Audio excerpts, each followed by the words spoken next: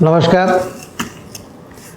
માનનીય પ્રધાનમંત્રી શ્રી નરેન્દ્ર મોદી સાહેબે આજે મન કી બાતના કાર્યક્રમમાં કેચ ધ રેન અને રેન વોટર હાર્વેસ્ટિંગ માટે જે કહ્યું છે એ ખરેખર આખા દેશ માટે અત્યંત મહત્ત્વનો સંદેશ એ માનનીય પ્રધાનમંત્રી મોદી સાહેબે આપે છે.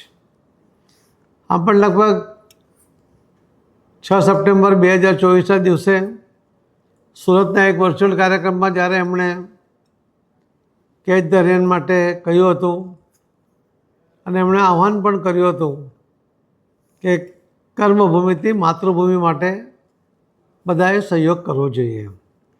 અને એમની હાકલને કારણે લગભગ 31 મે 2026 સુધીમાં 1,55,00,000 જેટલા સ્ટ્રક્ચર બન્યા.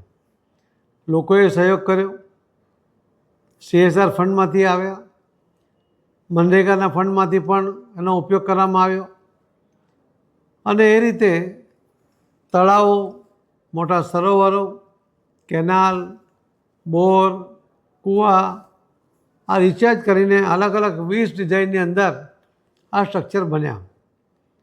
1,55,00,000 સ્ટ્રક્ચર એ ખૂબ મોટી વાત છે અને આપણે આવનારા વર્ષમાં 26-27 માટે પણ 2 કરોડ સ્ટ્રક્ચર નવા બનાવવા માટેનું આહ્વાન કર્યું છે. એક ટાર્ગેટ લઈને ચાલીએ છીએ.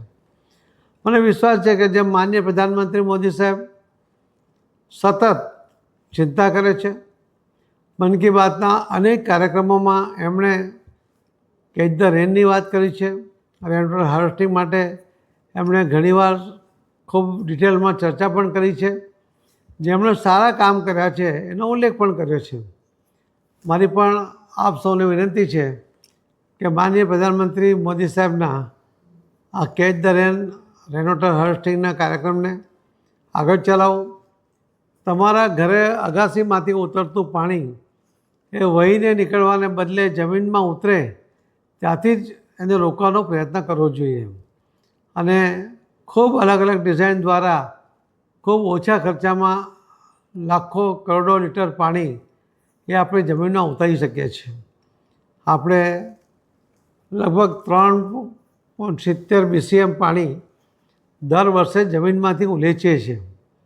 એ ચાઇના અને અમેરિકા જેટલું પાણી જમીનમાંથી કાઢે છે એના કરતાં ડબલથી પણ વધારે છે.